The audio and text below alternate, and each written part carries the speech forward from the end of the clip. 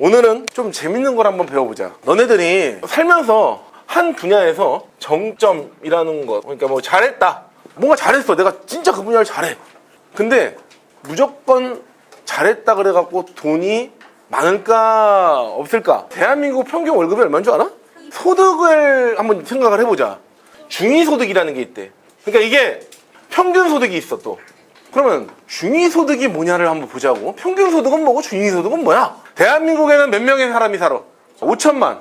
이거를 일렬로 돈을 환산을 해. 총 금액에서 평균, 그러면은 그 금액이 나오겠지. 어떤 사람은 1,000억이 있을 거고, 어떤 사람은 0원이고, 쭉 해놓고 다 더해가지고 평균치를 나누면, 예를 들어서 얼마가 나오냐면, 대략 이번 최근 자료를 보니까 한 500만 원 정도 나오는 것 같아. 4,500만 원. 이게 뭐야?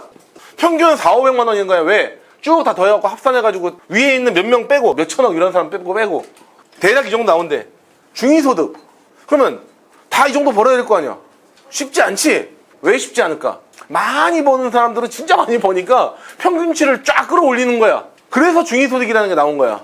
1등부터 5천만을 쭉 나눠놓고 이 중앙에 있는 중간값을 해가지고 중간에 가운데 서 있는 그 사람을 뽑아보자 해가지고 뽑은 거야. 그게 중위소득이야. 중위소득은 얼마냐? 280에서 350 사이야. 확 줄어들었지. 그러면 한 분야에서 이 중위소득이라는 것이 대한민국에서 어떻게 보면 평균값으로 본다라는 의견이 많아. 현실적이다라는 이야기를 해. 너네들이 중위소득보다 더 버는 사람이 되고 싶어? 덜 버는 사람이 되고 싶어? 더 버는 사람 되고 싶지? 그러면 우리는 뭐 어떻게 해야 돼? 중위소득을 넘어가려면 어떻게 해야 될까? 그럼 자, 너네들이 그렇게 얘기를 했으면 이게 행복과 직관이 될까 안 될까? 왜 이 얘기를 하냐면, 평균보다 내가 더 버는 삶을 살았을 때는 그래도 쓰는 데에서 그렇게 크게 지장이 없다. 그걸 이해해야 돼요. 그러면 내가 중위소득을 꼭 넘어가야 돼? 아니면 평균소득을 맞춰야 돼? 이런 개념이 아니라, 예를 들어서 이런 사람이 있어. 나는 태어나서 남들 돕는 게 너무 좋아서 난 돈을 보고 살지 않아. 나는 헌신하는 삶을 살고 싶고 그런 일들을 하고 싶어. 난 봉사자의 삶이야 하는 분도 있어. 나쁜 거야? 아니지. 그렇게 사는 삶이 나쁜 거 아니라고. 그런데 그 사람조차도 이 중위소득을 넘어갈지 안 넘어갈지는 선택이야. 그러면 내가 보니까 직업과 무관하게 중위소득을 넘어가고, 어떤 사람은 직업과 무관하게 중위소득보다 낮고. 왜 그럴까? 내가 살고 싶은 대로 살면서도 중위소득을 넘어가고 싶잖아. 그러면 내가 처음에 선택한 직업이 평균적으로 그 직업 평균이 중위소득이 넘어가느냐 안 넘어가느냐를 한 번쯤은 볼 필요가 있다. 그 직업의 귀천 이런 게 아니라 그냥 내가 가려는 직업이 어떤 직업이고 어떤 삶인지를 정하려면 기본적으로 거기에 해당하는 그 직업군이 가져다주는 돈의 크기에 대해서 한 번쯤은 알아볼 필요가 있다는 거야. 꿈을 찾는 기준을 내가 얘기하는데, 저번까지 꿈을 찾는 기준에 대해서는 너희들이 평균적으로 어느 정도의 그런 것들이 나온다.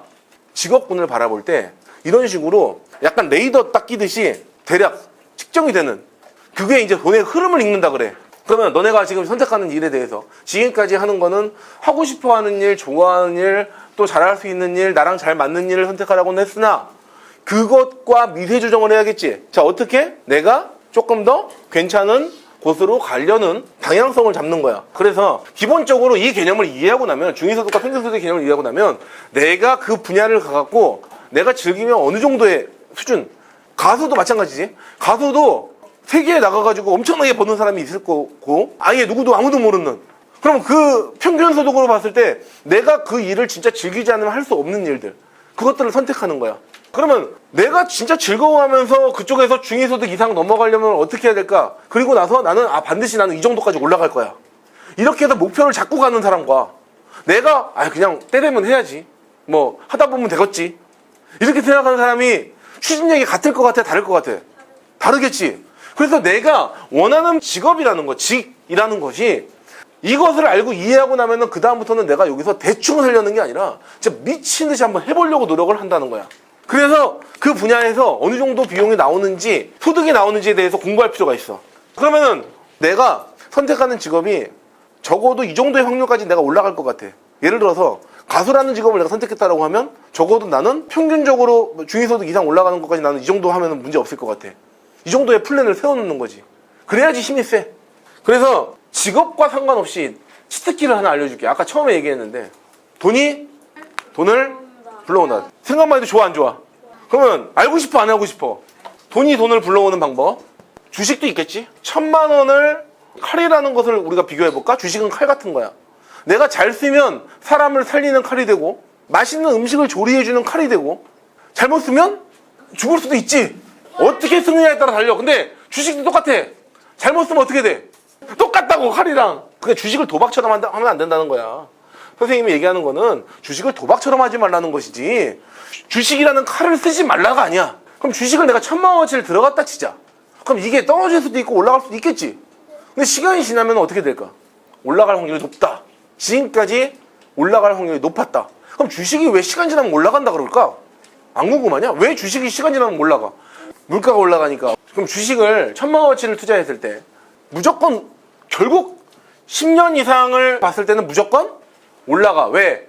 돈이 풀리는 양이 많아지기 시작해. 적어지지 않거든, 돈은? 통화량이 막 적어지는 경우는 없어.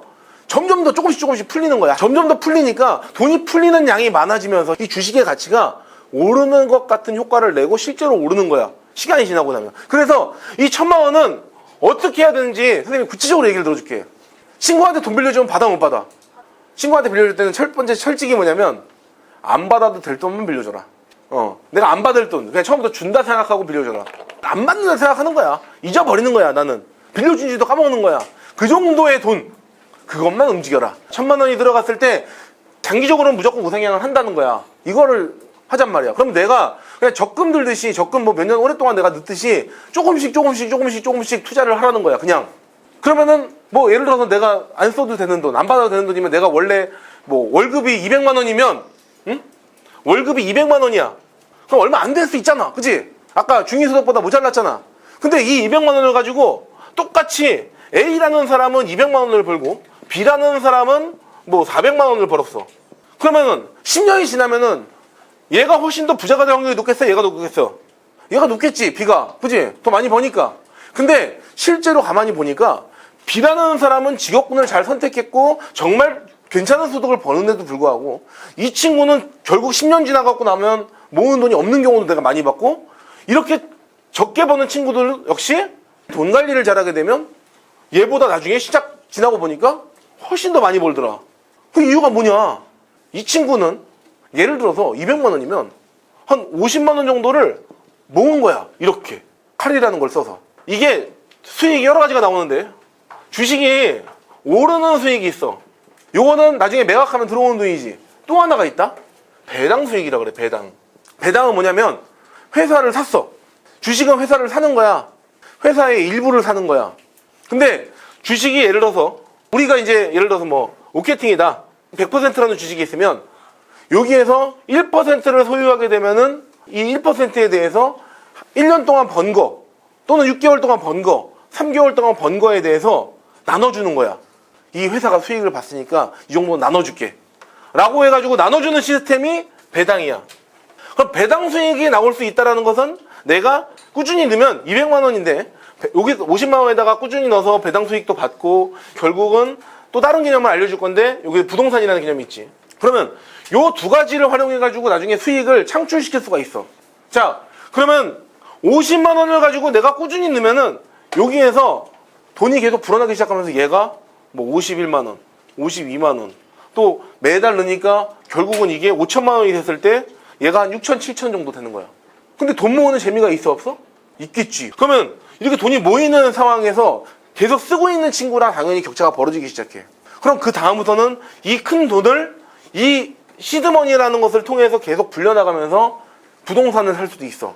그래서 A라는 직업은 200만 원을 버는데도 불구하고 나중에 여기서 자동 수익으로 계속 생기기 시작하면서 어느 정도의 자금을 굴리기 시작하면서 얘는 200이 아니라 뭐 600에서 700 정도의 수익을 낼 수도 있다. 그러면 너네들이 벌 때 목표 자체를 돈에 대한 흐름을 잡을 때 지금 벌고 있는 돈을 냅둘 게 아니라 어렸을 때부터 내가 조금이라도 투자해가지고 계속 그 자금 중에서 일부를 계속 넣는 훈련을 해야 돼. 빼놓는 훈련. 1억짜리 오피스텔을 해보자. 1억 갖다가 투자를 했어 실제로. 얼마 벌 것 같아? 조금 더 버는 방법은 이거 가지고 오피스텔을 실제로 사가지고 뭐 월세를 내놨어. 그러면은 보증금을 예를 들어서 뭐 2천이든 3천이든 받아. 자, 이제 마법 같은 거 내가 알려줄게. 1억을 모으는 게 쉬워 안 쉬워? 1억 모으는 게 안 쉽지. 어떻게 쉽게 해서 힘들지. 마법을 가르쳐줄게 이제. 이게 돈의 흐름을 아는 사람만 쓸 수 있는 마법 같은 방법이야. 정말 마법 같은 방법인데, 자, 이 공간이 원룸. 자, 이거 뭐라 그래? 원룸이 뭐야? 한 개의 방, 오피스텔.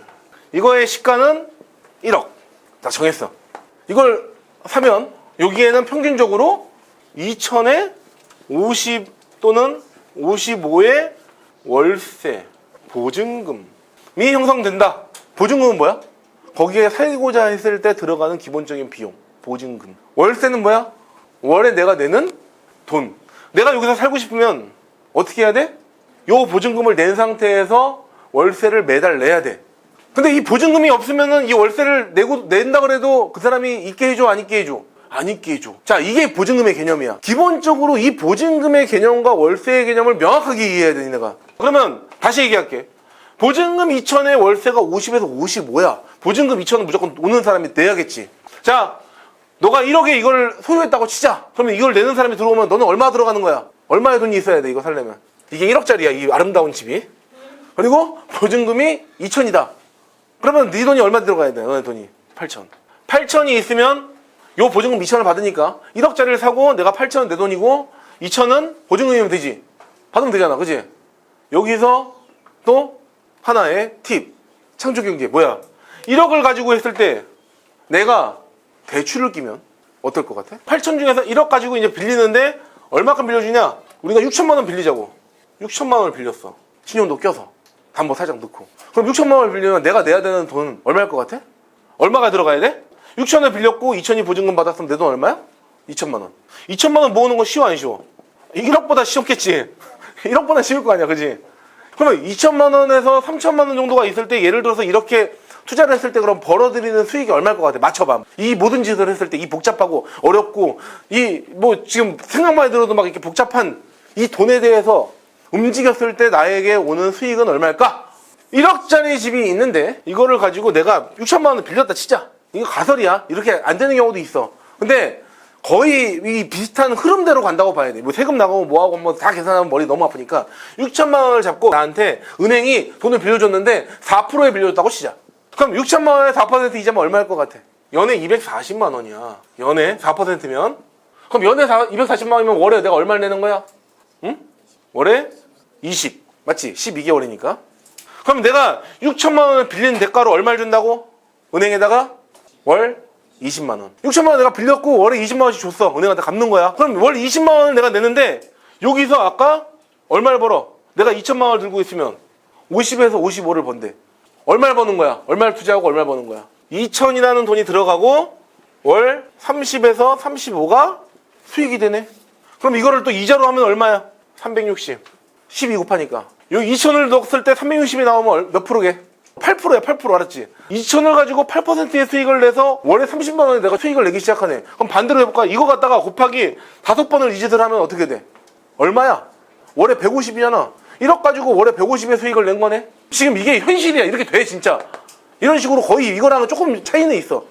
차이는 뭐 세금 나가는 거 있고, 뭐 나가는 거 있고, 뭐 수리비 나가는 거 있고, 복비 나가는 거 있고, 실질적으로는 조금 더 복잡한 건 있는데, 대략 이런 흐름대로 가.